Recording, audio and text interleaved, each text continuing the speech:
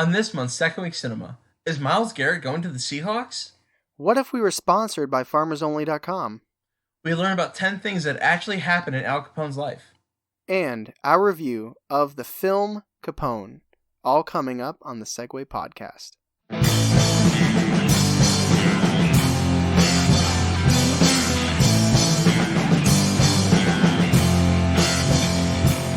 Hey, welcome to the Segway. The best thing that happened to you on a Thursday.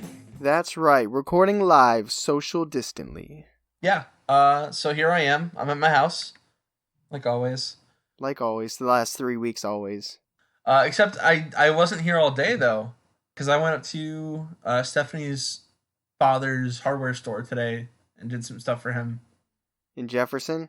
In Jefferson, Ohio. Ooh, that's the cow saying, "Sup, Charlie, welcome to Jefferson." Did I tell you before that they have their high school symbol is the Falcons? Yeah, my high school played their high school growing up. Like, that's my neck of the woods. But you never told me they legitimately stole the Falcons symbol from Atlanta. Like, it's the same thing. Nobody cares. I hope that Jefferson never suffers a 28-3 loss like the Falcons did. Dude, they have so many cowbells at their games too. Oh, I bet the football games. They're all because they steal them off fucking cows. Probably. They tip them over, steal the cowbells. We got a game tonight. We're playing Madison. Yeah, because I saw Steph wearing this hoodie, and I was like, why do you have an Atlanta Falcons hoodie? And she was like, no, it's Jefferson. I was like, okay, no, why do you have an Atlanta Falcons hoodie? Would you have lost your mind if she's just like, I like Matt Ryan? Or she's like, Julio Jones is my dude. I would have been on the ground. I would have been dead. That would have been very random, but appreciated. So, did you hear that Dave Matthews Band canceled their tour? No, but it makes sense. Yes, it does. But the cool thing is that your tickets are redeemable for 2021. So, like, my tickets for this year are good in the same exact spot next year. Okay, that's good. And they're doing this cool thing where every Wednesday night at 8 o'clock, it's called the DMB Drive-In. They're putting on a whole professionally shot show from last summer. Oh, okay, that's pretty cool. So we've been making it, like, it's only happened once. There's another one, which when this comes out, it'll have been yesterday, so it's no good for you guys listening to this. But it's fun to put it up on the big TV, and I thought I'd just kind of have it in the background, but we actually kind of watched the entire show and had a good time with it, so it was cool. So you're moving to a new spot. Yeah, so I'm moving somewhere new. I feel like there's a lot of things you take into consideration, and you learn more as you go along, and one thing that I never thought about is sounds. Like, what do you hear now, and what are you going to hear when you move? Because one thing I was not expecting to wake up to here is tennis. Or is there a tennis court by you? One street over. I'll wake up, because I like sleeping with the window open. It's on the second floor, so I like getting a little air in. And I'll hear birds and stuff, but then just in the distance, just... with every now and then a soft, yeah. Well, they have their own court, right? It's not somebody on my street has their own tennis court, but they're old as shit. There's a public tennis court, a street across, like my street, and then there's a street parallel with my street. That one has the tennis courts. So I was just thinking, it's like, you know how, like, if you're rural and you move somewhere city, you might consider buying like a soundtrack with like rainforest and like crickets chirping and stuff. So today I was like, what if you moved from the suburbs to somewhere else, what would you want on a disc? And here's what I came up with. Are you ready? Yeah. You would want birds, lawnmowers, families talking too loud in their front yard, tennis hits, every now and then an ambulance, but you live in the suburbs, you don't know anybody, so you don't give a shit, and one track on the whole CD, there's going to be one track that's going to be a tornado warning siren, just so you get acquainted with the sound of it. That is the suburban, you want to hear ambient noise soundtrack. I have an ocean noise soundtrack that I listen to right now. But that sounds like a really well put together ambient noise soundtrack for someone who's used to suburb sounds. Yeah, in the sequel will have dogs barking. and a garbage truck. Oh yeah, that's my favorite. Actually, I get anxiety when I hear the garbage truck. Because that one time where they had to put tape on it so you knew which side to put towards the street. Yeah. They literally taped the top of this dude's trash can because he wasn't putting it facing the right way. How the fuck was I supposed to know there's a right way? What is that shit? Because one side opens and the other. Could you imagine? Imagine if you had milk and it only opened on one side, and you were pouring your cereal and you were pouring it on the side that doesn't open, and it just flows everywhere, and you're like, well, what the heck? Could you imagine how mad that guy in the garbage truck was? He's like, every fucking week, and he's like, I'm just gonna change the arrow. I wonder if they carry tape for that exact situation, or I wonder if so many weeks happened and he got so pissed off that he literally was thinking about you the night before, listening to his Suburban soundtrack, and he's like, I'm fucking bringing tape tomorrow. This kid's gonna learn. I hope he didn't have tape and he had to think about me and bring it. I hope so too.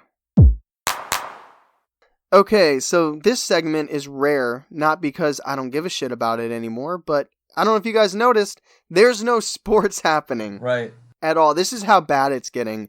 I listen to The Herd still, which is because those Michael Jordan docs are coming out a lot. Everybody's milking that to talk about as much about Michael Jordan as they can. One of the comedians we mentioned last week in my podcast inspirations, Michael Rappaport, one of the few professional sports that are happening right now it's Korean professional baseball. And he's so invested just because it's live professional sports that he picked a team. They're the Giants. I don't remember what city they're in, but he's like literally ordering like a Giants hat to represent them.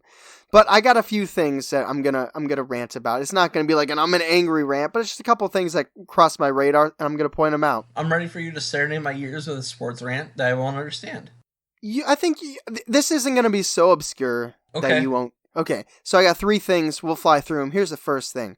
So some sports Twitter feed posted like who you got this year. And it was Joe Burrow, who was the number 1 pick going to Cincinnati. Mm-hmm. And then AJ Green, who's their perennially injured all-star wide receiver. Yeah. And then the other side of the image was Baker Mayfield and Odell Beckham Jr. Yeah.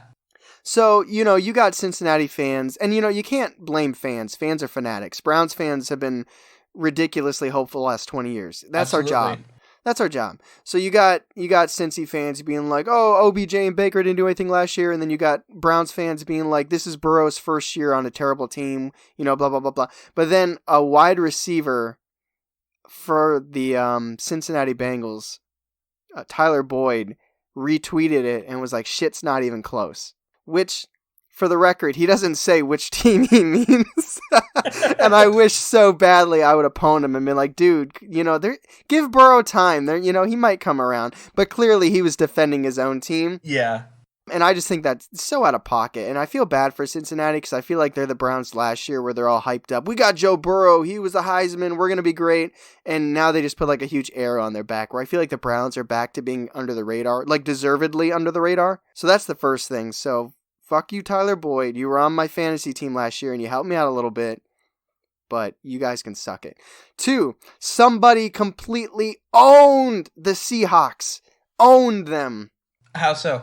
So on Reddit, this trade rumor comes out on Reddit. The Browns are going to trade Myles Garrett to the Seahawks. What? And it got so blown up because, there's no other sports happening. On a normal day, right. This probably isn't even mentioned. But literally people are, grasping at straws to find something to talk about. So literally, like, I believe even like ESPN reporters, like not on TV, but like on Twitter, like real-time analysts were talking about this. And they were being realistic. They're like, that doesn't seem real. And then, even our analysts were joking, like, yeah, maybe they'll throw Nick Chubb in for a 7th round pick, just because it's ridiculous. So then it comes out later that night. This guy admits it. He's like, I made it up. He's like, I made this up to get back at Seahawks fans because of this play called the Fail Mary. Not the Hail Mary, the Fail Mary. Okay. So in 2012, on a Monday Night Football game, the Packers were playing the Seahawks, and Russell Wilson for the Seahawks threw a 4th quarter, 10 seconds left, like 40, 50-yard pass. Clearly, the Packers player intercepted it, but the refs called it a touchdown. And the Seahawks ended up winning the game. So it was called the Fail Mary. So this 8 years later, this Packers fan said, I created this rumor to get back at the Seahawks fans. Wow. Isn't that kind of crazy? The fact that he held on to that for 8 years, like, he should probably just get some counseling. Could you imagine? But like, what doors does this open up? That rumors during this downtime are being played up so high. Like, this just shows like I know it's a buzzword, but fake news. Like, somebody on Reddit started a rumor and it got all the way to these like real time analysts. It's just crazy. That is nuts. Yeah. That's Third thing, really fast. People keep saying this is a make it or break it year for Baker. And one, I get it. We revamped our offensive line. We kept the majority of the playmakers. A lot of the big time playmakers have been here for 3 years now, like Njoku, Jarvis Landry, so on. This will be a second year with OBJ. But are we ignoring the fact that he's had 4 head coaches in 3 years? Could you imagine joining the very best company in your field? You have the most, or second most, if you're looking at coach, important job on that company, and your management changes 4 times in 3 years. Like, how does that set you up for success? Anybody. Wow. You have to have all-time talent. You have to be an Aaron Rodgers. You have to be like somebody like, I think Baker Mayfield is very talented, but I don't think he's like a generational player. He's not a Brett Favre. He's not like what you might say Patrick Mahomes is, Aaron Rodgers, so on, a Peyton Manning. He's not that. I think in the right system, he's talented enough and accurate enough to take a team to the Super Bowl. But when you have 4 head coaches in 3 years, like, I get it. It's all about results. He has a stacked team. But I feel like to say this is a make it or break it year for him, it's kind of like, well, okay, let's see what happens first before we're super critical. And I know he wasn't in the best shape and he was talking out of pocket a little bit last year. But I'm willing to give him a little bit of a chance, especially if our play calling is absolute garbage this year. I just know that my grandma thinks he's so cute. So he's handsome. We should give him another year, for sure, at least. For sure, at least. And that is my sports rant. Tyler, I don't know about you, but I'm so excited for this segment because I'm not done with it yet. I like it a lot. I thought you were going to say because you're feeling 22. No, but the sponsorship segment is what I'm really excited about. What is that, Charlie? I was going to get there. That's where one of us, there's 2 rounds. And in that round, one of us gives us... one of us gives the other person a sponsor, either real or fake, and they give that sponsor a 30-second spot on the show. Well, that sounds fun. It is fun. And it is all improv. None of it is edited, which it probably should be, but none of it's edited. Might be better if it was edited. Yeah, right. Well, we don't know. I don't know what his 2 are, and he doesn't know what my 2 are. It'd be better if we rehearse this. Let's just start lying and saying that. It's totally improv, but you gotta put the quotation marks. So, are you ready for our first sponsorship? Yeah. Because I introduced it, it makes sense that I would do the first one. Yes. I talked a lot during Sports Rant, so I'm giving my mouth a chance to rest. Yeah, your throat's like... Ugh. I know, dude. I have so much water over here. All right, so, are you more of a McDonald's or a Burger King person? Actually, I just had McDonald's today. Perfect. They reached out to us. Shit. They want to give us a shot, but it's very specific. They're not giving us the whole brand yet. We got to prove our worth. All right. So our first sponsorship product is a McDonald's Happy Kids meal. Okay. I think I'm ready to give it a go. All right, let's give it a go. 5, 4, 3, 2, 1. Okay, kids, are you ready to hear about McDonald's Happy Kids meal? Are you a happy kid? Not yet. You're going to be, though, in a minute when you have one of our meals in your face. You know what's in them? Apples. Sliced apples. That's what we're doing now with dipping sauce, which is it's probably just peanut butter because that's all I got. And you know how there used to be burgers? Not anymore. There's just fucking apples. The whole box is a box of happy apples. It's just sliced apples in this box, and you just go, that's an apple. It's a golden delicious. And then you fucking smile. Happy Kids meal. Yes. Edit. Cool. I'm sure they'll call us back. I think so. Happy Kids meal.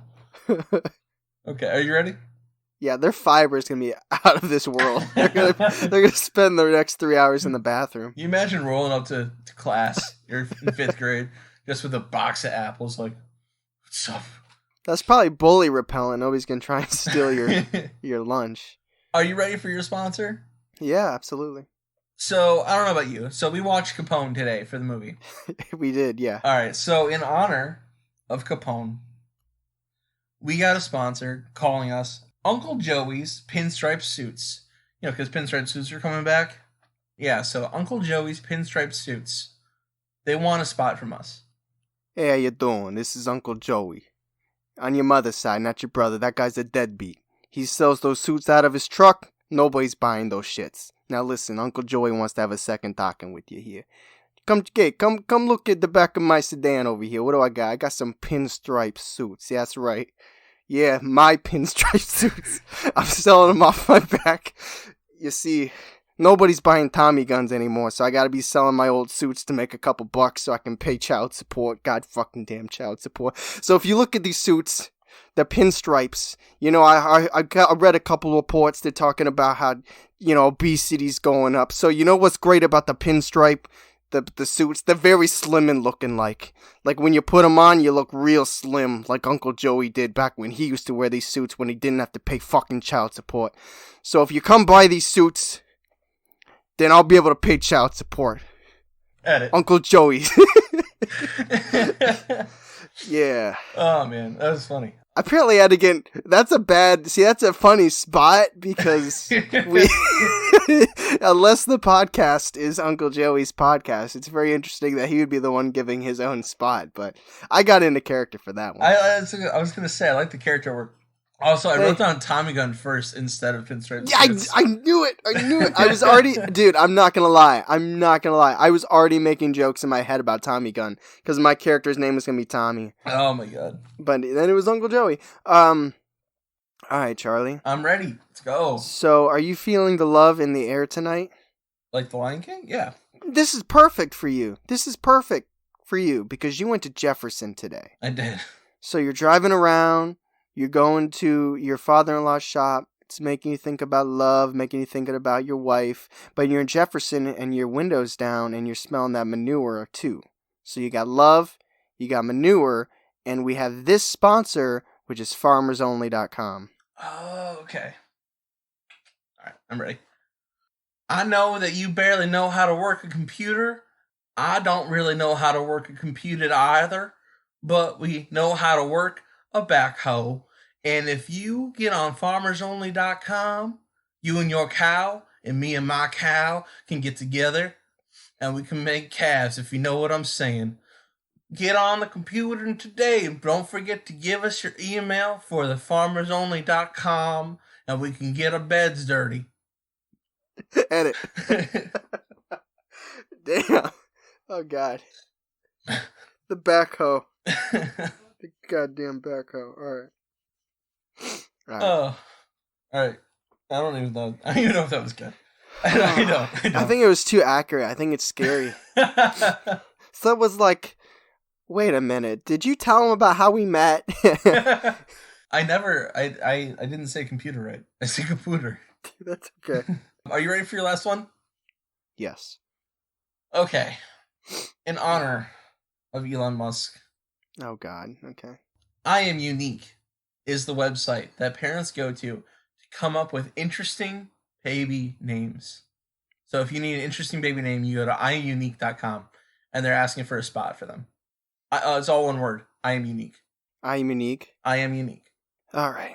First of all, we want to say congratulations on your baby. Clearly, you didn't think of a name for him, which is why you were on IamUnique.com. So your nameless baby is now in your lap, and you are trying to find a name for this baby. And you don't want to go down the normal route. No more Toms, no more Brians, no more Sallys. Why would you do that when you can just put a bunch of letters together? And sure, could you let your cat walk across your keyboard? Sure. But why not come to us and pay us to do it? Because Elon Musk is great, and he wants the country open right now, even if that could lead to many, many, many, many, many, many, many deaths. So come to IamUnique.com and get cool names like XQLRYNZ, or even better names like that's French for XQLNZRQRI. So come today to IamUnique.com and get the creative names for your children that you couldn't think of because you're not creative and you don't have millions of dollars, like me, Elon Musk. And I hope all of you die before you hear this because you went outside way too early. Edit. Is that too political? You're fine. Okay. Apparently his name is Kyle. They broke it down. I was going to say, I think it's Kyle. Yeah. The kid is Kyle. A friend of mine was named Kyle for many, not for many years. Is he not Kyle anymore? He was my friend for many years, and then he wasn't. So he's still Kyle. Yeah, he is. Okay, that's good. Good for Kyle. That's sponsorship. Well, we are back with another listable because we know people love their lists. And this time we are directly tying this list into our second week scene, which Charlie said was Capone with Tom Hardy. So this will be 10 things about ... Al Capone. Do you want to hear 2 quick interesting facts that I don't know if I've said on the podcast or not? Sure, go ahead. So when I was in Boston for my work conference, I have a lot of things to say about my company from the people. Not my company, I mean the company that I spent with that time with those people. There's a lot of things I could say, and I'm not going to say them, but just in case somebody stumbles upon this. But so one of the things that he said, and I believe him, like as much as there's things I wasn't a fan about this gentleman, he's old enough, that he has like wisdom, I guess. Or he knew Al Capone. Yeah, he's probably around that time. But this is what he would say, because he has the money to buy this shit.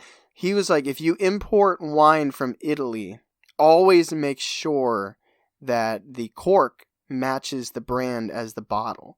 Because the Italian mafia actually really does run shit in Italy. And if they'll actually uncork your wine, pour it out, put cheaper wine in it to make profit.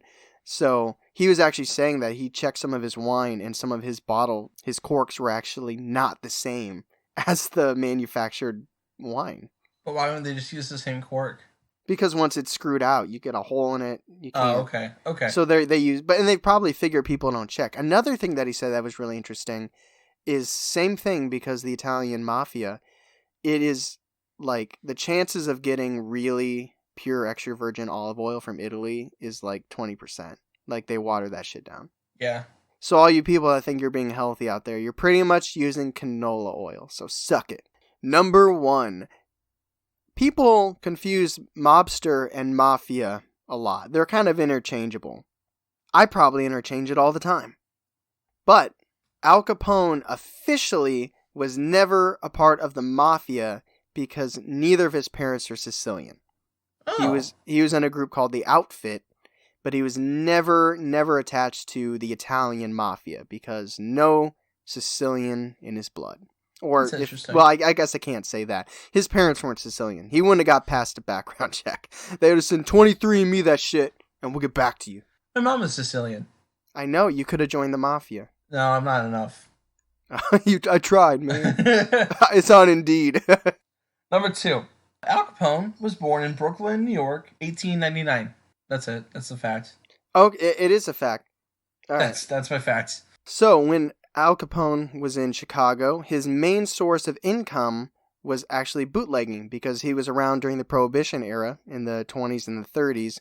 So the brewing, distilling, sale of alcohol, all that shit was forbidden. So Prohibition allowed criminals to make a lot of money because people love their alcohol. Number 4. Al Capone has had connections to other groups throughout his youth, like the James Street Gang Boys. James Street Boy Gang. That's funny because in the Warriors, there's the Jones Street Boys. Okay. But this is the James Street Boys. I wonder if they're close. And by age 16, he was part of the 5 Point Gang. Number 5. I know what you're thinking. This dude is one of the biggest mobsters in all of U.S. history. He's probably had so many people killed. He's known for the Valentine's Day Massacre. So what death was it that brought this man down? None. Dude did not pay his taxes. He was put into prison because he didn't pay his taxes. Had nothing to do with killing people, which is sad. That was like me when I was 20. Same thing. Yeah. Number 6. In a fight in the Harvard Inn, Capone got a cut across his left cheek. and thus earning him the name Scarface. Apparently, it's because he hit a girl, and the drunken boyfriend or whatever, the girl, was actually trying to stab his neck, but he was drunk, so he missed and he got his cheek. I hate when that happens. Number 7. I saw this on more than one list, but I didn't do a ton of research on it. I hope this is true, because it's kind of crazy. Apparently, Al Capone had a bulletproof Cadillac, and when he went to Alcatraz, that bulletproof Cadillac was seized by the government and then used for President Franklin D. Roosevelt. You know who should have used it? JFK. Oh man, I don't think I think that was before this, but it's interesting because in Capone he mentions Cadillac. One of the guys is like, "You remember your Cadillac?" I was like, "Oh, is he gonna tell the story?" No. But he didn't. Number 8. After Capone's mentor Torre retired to Italy, Capone became the crime kingpin of Chicago, running every kind of vice. I don't have a year on it, but South Chicago, right? Wasn't that his? yes, yeah. He was a Southie. He was like what's the dude name from Riverdale? Jughead. He was Jughead basically. Southside Serpents. Yeah, he was based Capone, Jughead, Jones, same thing. Pretty close. That was my background for a long time, the Serpents. Really? Oh yeah. 9. All right, I researched this one. This is true, and this is crazy. During Al Capone's time in Alcatraz, one of his favorite pastimes was playing the banjo and a guitar in an Alcatraz prison band that called themselves the Rock Islanders. Can you Good luck topping that one. Can you imagine announcing on the guitar Al Capone? No, on the guitar, Scarface. Say hello to my little solo. Number 10. His most notorious killing was a Valentine's Day massacre, in which he gunned down several members of the Bugs Maroons gang. You want to add any little species spicy pieces of Parmesan on that? Was he actually there, or did they just suspect that he ordered it? I know it was the gang, and it was like there. Okay, I know it was like in a parking garage or something, but it sounds. Everybody's death is a tragic thing, but when I researched it, it seemed like if you're calling something the Valentine's Day Massacre, it seems like it should be a little bit more grand than a couple of the other gangs who probably killed people themselves. And so here's a bonus one, just because I feel like we actually did a really good job of encapsulating both random facts and important facts. I think we tried. In his teen years, he contracted syphilis, which eventually led to him getting dementia, and his mental and physical state deteriorated dramatically, which leads itself to, it's actually a really great segue to our second week scene review of Capone, but that's a fact. Like I think he died when he was like 48. And 48. And the physician said he had the mental state of like a child. So that is 10 things about Capone. And if you're not sick about hearing Capone and you want to hear us talk about people pooping themselves, let's make our way over to second week cinema. On this week's second week cinema, we are reviewing Capone. That had a little bit of the outro quality, didn't it? A little bit. I like it. It's okay. Remind people what you're listening to. This is second week cinema, baby. So on this second week cinema, we're going to review Capone. And the facts we just went over sound like they'd make a really fucking interesting movie, don't they? Imagine that bonus. Like, imagine all those crazy facts we just did, and then the screenwriter's like, well, wait a minute. So yeah, the massacre, the slashing his face. Yeah. Remember that last one where you said he loses his mind?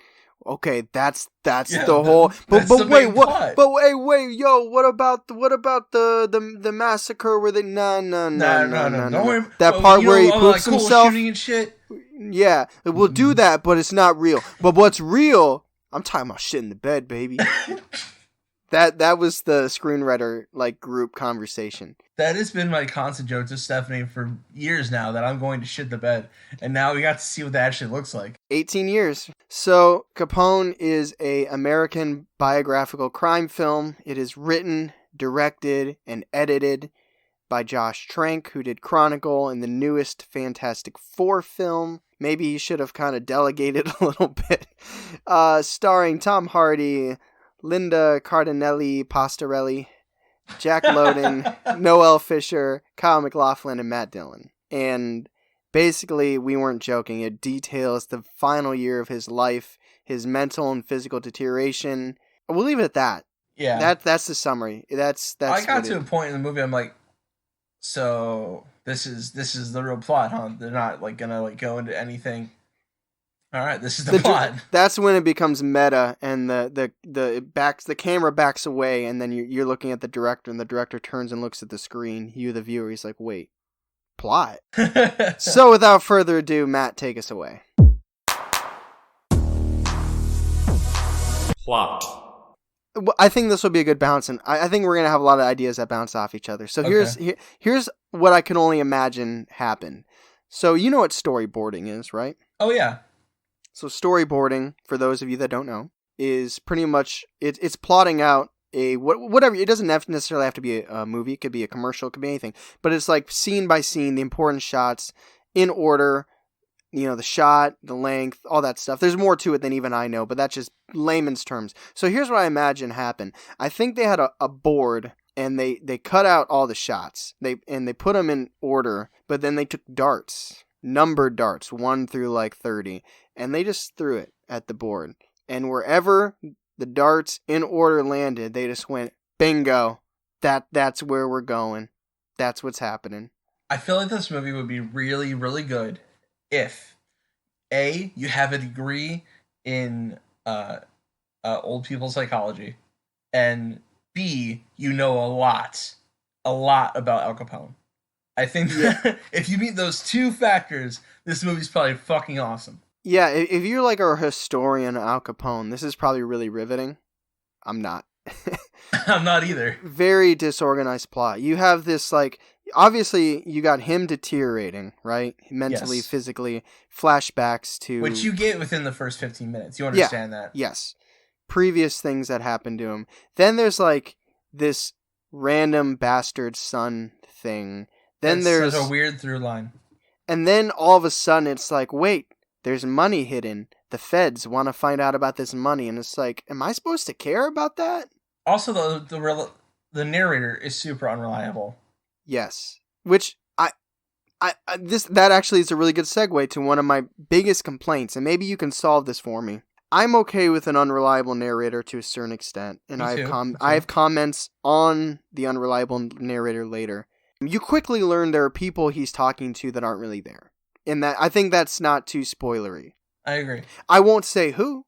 I'll just say that they're there, but I do not think that you should have a scene showing somebody who's not really around without Capone being there. There's a scene that shows somebody who's not really there. He's a mental...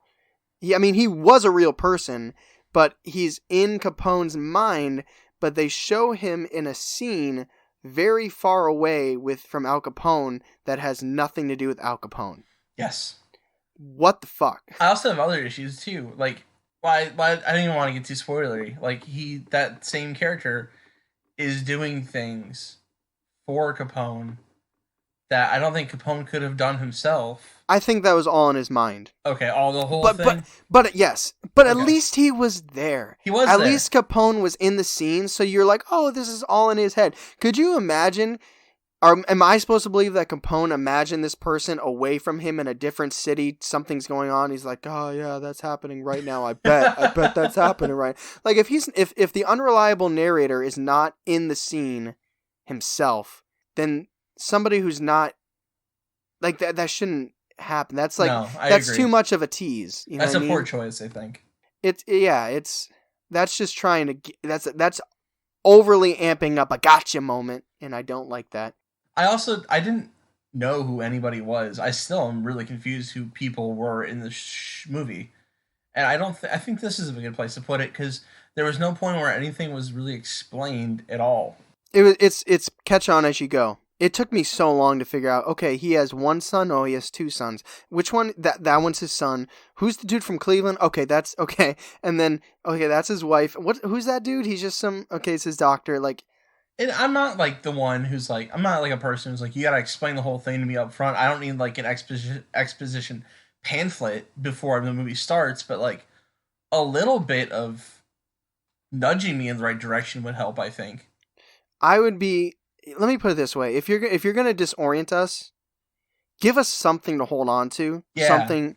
I was like, there's the son dynamic, there's him losing himself dynamic, and there is the feds and the money dynamic. yeah. And I didn't find myself invested in anything.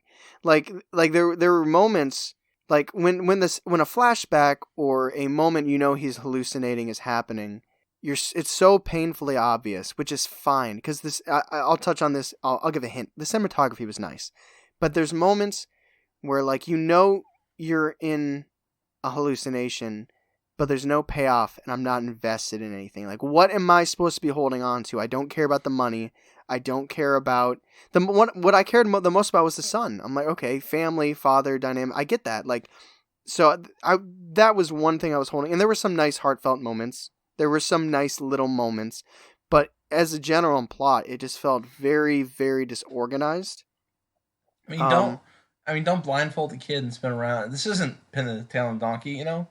yeah, I paid $10 for this movie. Damn it! I did, yeah. Just give me the donkey. So there are two things that I one thing I did not like and one thing I did like. And well, there's many things I didn't like, but there's one thing I did like, and I'll say that now, and then I'll get to the other thing I didn't like.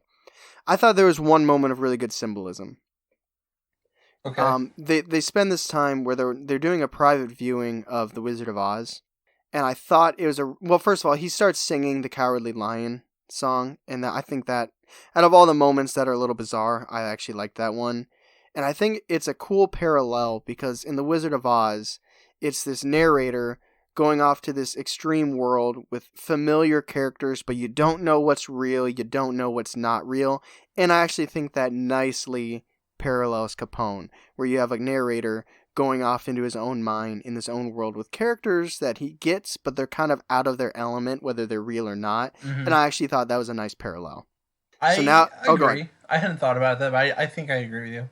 One thing I I did not like, and this there near the end of the movie, there's probably a 10-minute sequence that is the most heavy action in the entire movie. Mm-hmm.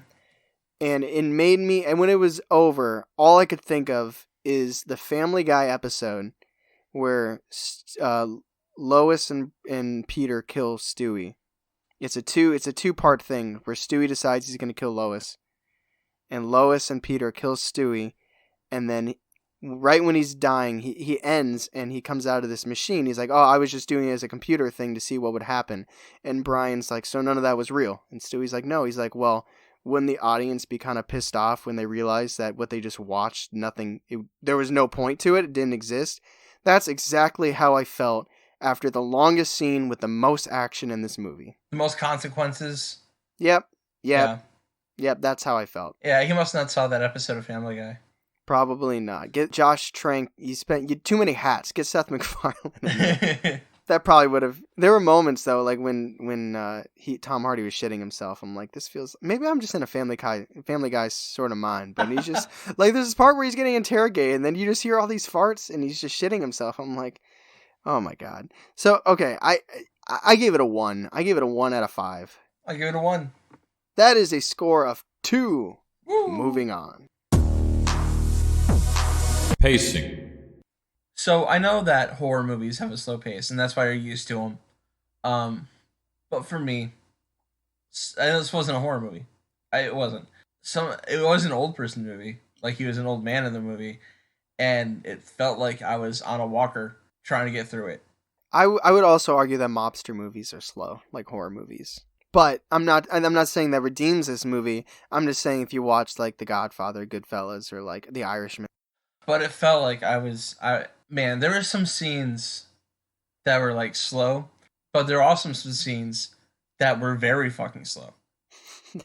I don't think there was really the fastest scene was that scene that you talked about that wasn't even real. That was my favorite scene, but it was it was pulling teeth. It was pulling teeth. I don't even, like I mentioned before, I haven't seen a dentist in a while, and I felt like I was in the chair getting my molars ripped out. An example I even wrote down in the movie, not much action. There's a couple scenes with action, but a lot of it's kind of just breaking that rule of it doesn't show, it tells, and a lot of it's sitting down talking.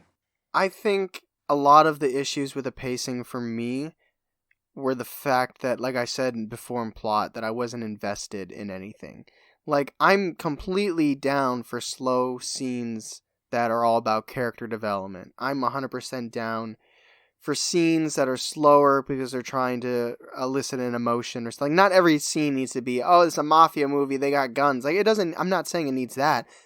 But if I'm not invested in anything, it makes everything just seem slower. It's kind of like waiting to get to the part where I'm going to connect with something. And I think the closest thing, like I said, was the family dynamic. That was the most interesting. But a dude can only call and the wife can only hang up so many times from like, okay, cool, like whatever. And here's kind of an analogy that I was thinking of. Like, think about when you go to a Broadway show or you go see a talented musician or stand-up comedian. It's like they're being vulnerable and they're putting themselves out there, but you're trusting them that they're going to lead you somewhere. And even if there's tangents or they take paths that you don't necessarily love, you're basically trusting them to take you somewhere with a payoff. And this probably isn't the best place in pacing to put this, but I just felt like I trusted that this movie, to get through some of the monotonous parts, that there would be a payoff. And one, I felt like there was a little bit of a middle finger in the action. I mean, it was all building to this action scene at the end that, you know, I won't spoil it, but it was not a payoff. And I will say I did like the very last scene, and I think it's important to nail the last scene. I think the last imagery was really good and important based on the one tiny thing that I found myself invested in.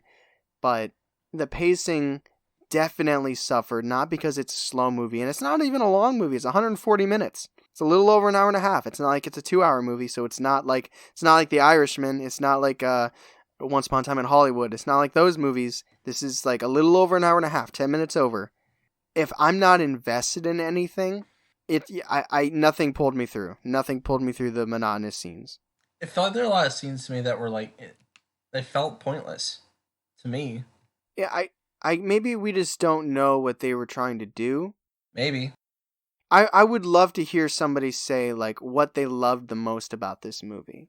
Like somebody who passionately liked it. Like now I could say, and we haven't gotten to acting yet, I could say somebody be like, I didn't care about the plot and it dragged a little, but Tom Hardy's performance, carried me through. That's fair enough. I mean, we'll get to that. But it's like, unless you're somebody very interested in Al Capone specifically, if you aren't interested in Al Capone, this movie is not going to start making you interested. You're not gonna leave this movie and be like, man, I want to. Unless you're like, wow, is this all he was known for? It's like, no. Remember those other 10 facts about Al Capone we could have hit on? So what did you give pacing? I gave pacing a 1. I gave pacing a 2, which is a score of 3, which puts us at 5. Acting. As I mentioned in pacing, Tom Hardy does a good job. I mean, for what it's worth, he does a good job. Like, he's not going to win any awards, but I mean, he changes his voice, the prosthetics with his face, with his eyes. Like, his bloodshot eyes are like creepy. I think everybody around him is believable. Like out of all the things I can complain about, I think the acting was fine. I think the characters were fine. It's kind of like, do something around him, make me care. He went all out. Whether or not you like the movie, he went all out. The people around him were really good. The accents were really good. Yes. I thought his wife did a fantastic job. I thought her acting was really, really good. There are moments they have conflict. 2 things. And this, one of them could probably slip in a plot, but we talked enough about plot, so I'm going to put these 2 things here.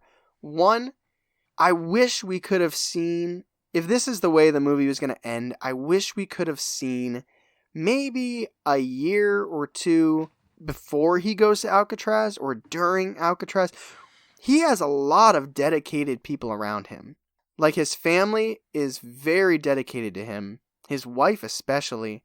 What did he do to deserve that? He's like a piece of shit losing his mind, and it just seems like he's getting a lot of sympathy. And I'm not saying, they're family, I'm not saying they should hate him, but it just seems like has he merited this affection he's getting from his family? And two, I wonder when they decided they were going to do this film, because it seems like it was in Tom Hardy's portrayal. And there's a certain character in this movie that's not Al Capone that's very violent, and you're getting this like this feeling that Al Capone hates this guy and he's disgusted by him because he's a murderer. And it's like, hold the phone, dude. Like, look in the mirror. You are one of the most notorious, if not the most notorious mobster ever. And you're going to be like, am I supposed to be like, yeah, we hate this guy because he killed somebody? It's like, wait a minute, but am I supposed to side with Al Capone? There are movies, I think like American Psycho, where it's like, you kind of, or like the TV show You, where you find moments where you align yourself with the narrator, even though you know they're not a good person. But I never had that connection with Tom Hardy or Al Capone. Like, I was always a step or two behind him. Like, are you starting to develop a conscience? Because you're kind of a piece of shit. And I see the movies trying to maybe paint you a little bit more sympathetically, where you're having these negative reactions to seeing a guy that killed somebody, but you are a cold-blooded killer yourself. It could be a play on hypocrisy, like showing how hypocritical he can be. That's fair. If that's the way they wanted to do it, then he nailed it. But me personally, as somebody watching the film, I never found myself overly rooting for him. No. Like, I was never like, he's killed a lot of people, but he hates that guy, so he's coming he's coming around. Like, no, like, yeah, it felt forced. Like, oh yeah, we hate this guy because he killed someone. It's like, are we supposed to forget who the narrator is? I'll tell you what, acting is my strongest, my highest ranked score on this. I did a lot, so that's okay. I think Tom Hardy did a very good job. I think he's a very good character actor. I was really impressed with what he did. Isn't he a generally handsome man? Yeah, I would say so. Yeah, and he didn't look that in this at all. So I mean, he had a lot of prosthetic work, right? Yes. Yeah, it was. I thought what he did with I think it would have been a little better if we could have understood him a little better. Yeah, I kind of threw that in dialogue, but I know what you're saying. Yeah, it was hard. It was hard to understand anything. Although I really liked how I know it's part of the script, but how he slipped in and out of English to Italian. I thought the way he did that was really good. There are two characters in the same scene. That one FBI character who's younger, had that short blonde hair, kind of like you. I thought his acting was super intense, and I wish I could have saw him as a character throughout the whole movie. He did do a really good job. Yeah, I was like, holy fuck, who is this handsome man? You know what? We give a lot of credit to that the last action scene. The interrogation scene actually was, and there was humor there too with the lawyer. That was my other point. The lawyer I thought was awesome. Yeah, the lawyer I thought was awesome. He didn't give a fuck. He was like, this is my client. Go fuck yourself.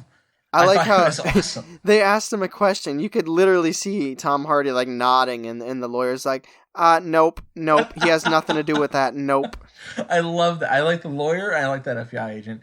I thought they crushed it. Tom Hardy was very good. The acting was really strong, I thought, in this movie. For all its flaws, all its writing and flaws, looking at the acting alone, I gave it a 4. I gave it a 3. So that is a score of 7, which puts us at 12. And I want to say this really quick, because I think this was like something important, but I didn't get it until the FBI agent said it. But then it made sense. Like, when the FBI agent was like, your family's name is trash. They're going to have no money. Tell me where this money's hidden. I was like, oh, yeah, they are kind of selling all this stuff. Yeah. That's when it hit me. It's like, oh, they need money. Yeah, they didn't actually tell us that. Yeah, well, the agent did, so good for him. Cinematography. So I think that there are a lot. If you put the plot aside, put the acting aside, even though the acting was fine, I do think that there were some nice shots in this film. I think there was some nice, wide open, beautiful architecture shots. He has some very nice statues in his mansion, his Florida. But and then also like the swamp shots. It's interesting, like the stark comparison, like the indoor shots of this beautiful mansion, and then him sitting outside and just seeing the swampland, and you seeing like an alligator crawl into the swamp. And I think that like stark juxtaposition is really cool. And even though I wasn't invested in his dreamlike hallucination sequences, I thought they were filmed really well. There's a couple where it's like he's having this dream, like he's going on stage, and like there's just this bright, like blinding spotlight in his eyes while there's singing happening around him, and it made me feel very claustrophobic, and I thought that was done well. And then there's this other scene where like the electricity goes out in his mansion, and he's like walking with this little lighter through his house, and then like something surprising happens, and I was kind of like, whoa. And then it's just this high intensity moment, and I'm like, what's gonna happen, and then just like the film would expect, it's disappointing. But I think for everything the plot leaves you wanting more, I don't put any of that on cinematography. I think the cinematography does its job. And I hinted at this, I think, in plot. The very final scene is really nice for two reasons. One, it shows time. I like there's callbacks. It starts on Thanksgiving, because the whole point of the film is the last year of Al Capone. And it starts with Thanksgiving, ends with Thanksgiving, and there's a really, really nice family father-son touch to the ending with a really nice shot that I like. And there's also the stark comparison, like we were telling you about, with the FBI agent who's like, they need to sell stuff, they need money. Starts with him looking over his mansion with all these great statues and stuff, and then it ends with most of that stuff gone. So it's kind of like beginning with something, ending kind of desolate, which is also parallels with his life. So I think cinematography, it's not like the most beautiful film you're ever going to see. So I'm making it sound better than it probably is, because in comparison to plot, I'm pulling at straws here. But I personally have no complaints about cinematography. I think for the first time, the cinematography was colored by the movie in not my favorite kind of light. I think maybe you're right. It probably could have been really striking. I think there are some nice colors with the black and whites and like the dark greens of the swamp and like the party black and white and like the golden balloon. I think those are nice things, but the movie itself painted it in a way where I was like, I don't care. I don't care. Fuck you, I don't care. But if you take the plot out and you just think back in this, don't think about the content. Just think back and look at the imagery of the movie. I mean, it's like oil and water. It's hard to separate. Although those separate very easily. Yeah, not the best analogy there, bro. Yeah. I can think of a couple scenes. Like he's walking the street covered with blood on the right side. It looked pretty cool. There's a couple of moments I think that you could take away. Like, yeah, that's a nice shot. Like the poop in the bed. It was still filmed interesting. I don't know. What do you give it? I gave it a 3. I'd give it a 2. That is a score of 5, which puts us at 17, heading in to the final category. Dialogue. Tyler, I can't quote you a line from this movie. It's hidden where it's wet. I don't know, something like that. Dig where it's wet, I think, is what you're talking. Oh, yeah. Yep. You fucked up the quote. I think that is the example of the dialogue. It's not. You're not special. Oh. You gotta go on? There's a cinematography. There's a shot where a dude is self-harming himself, and you're not seeing that happen. You're seeing his reaction. That's both acting and cinematography. Fantastic. But back to this dog shit. So yeah, dialogue. Go ahead. I'm glad we took that side tour.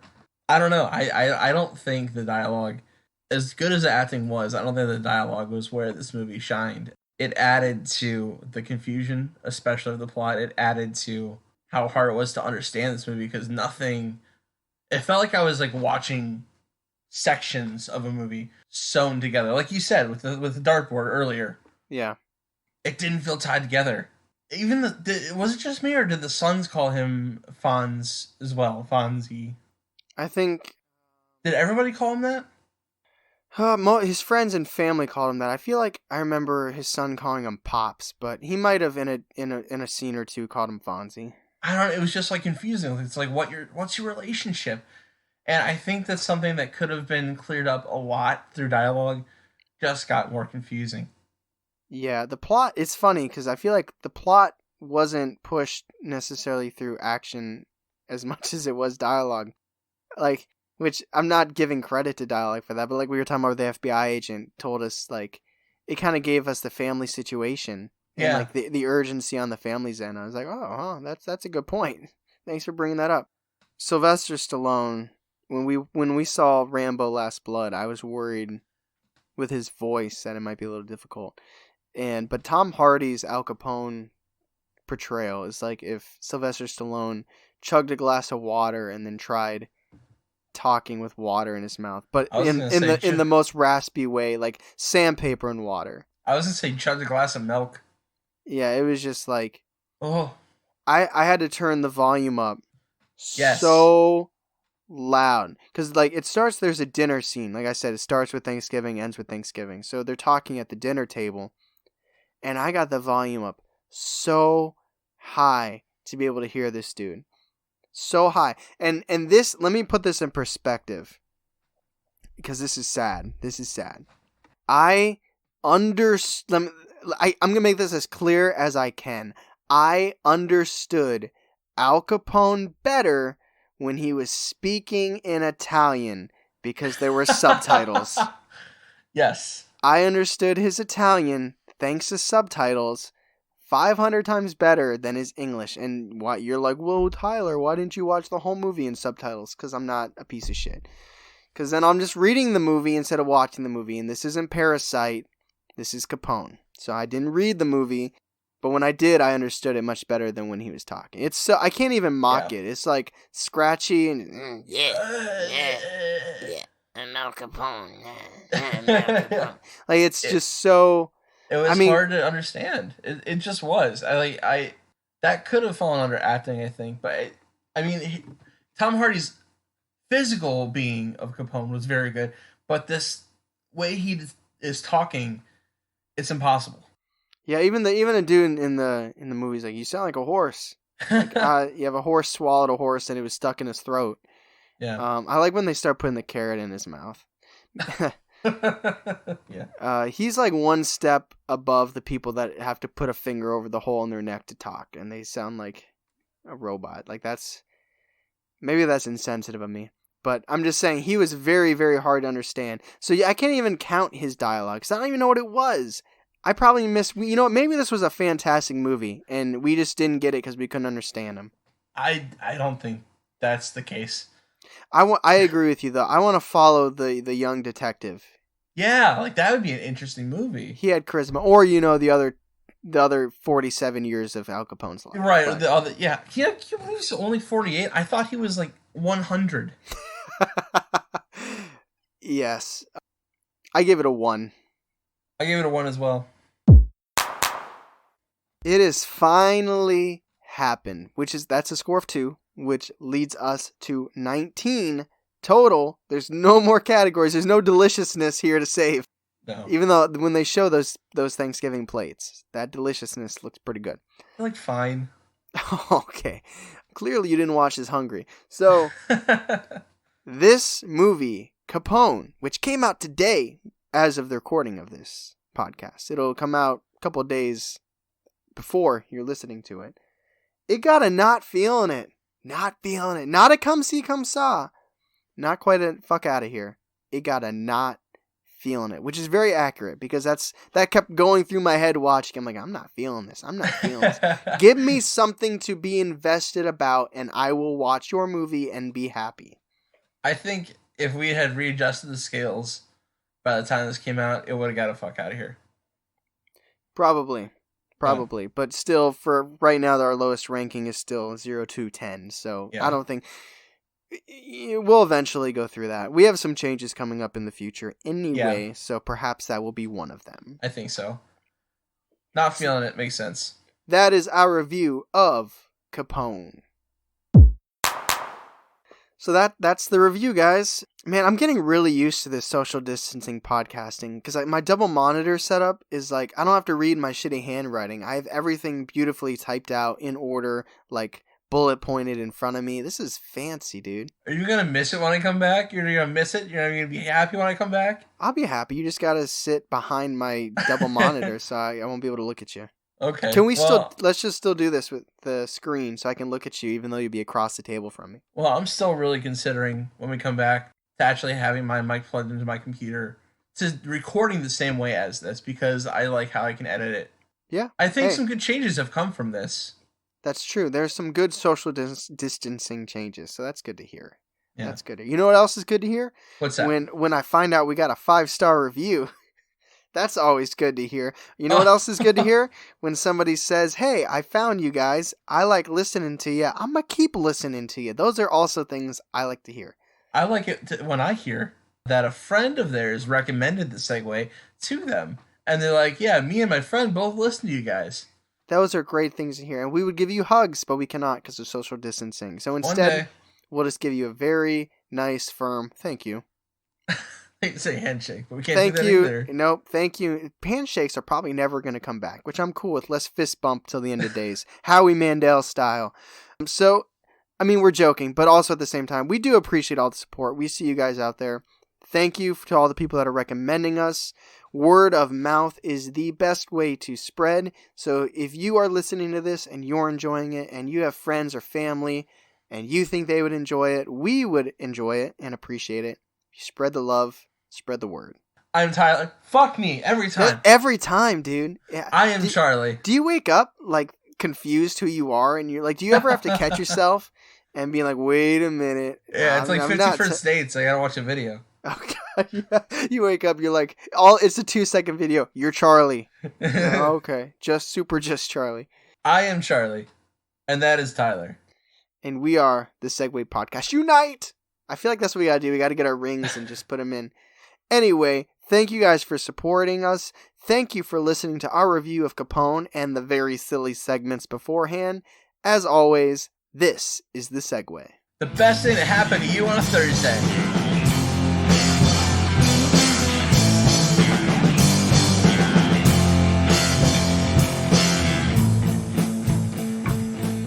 Charlie's about to go wreck some shit up. I feel bad for whoever stands in Charlie's way. Are you a riled up dog? Fuck out of here. Are you a dad who's trying to rile up the dog? Double get the fuck out of here. Are you his wife with good news? Yeah, you can talk. You can tell me what's up. Oh, they gonna be cool with that? That's cool. That's cool. You rile the dog up though? Get the fuck out of here. Yeah, motherfucker. Oh, yeah, I had a joke. I have a mental state of a child. That was it. I'm not gonna put that in there. That's okay. No. All right. Well, you chose this piece of shit.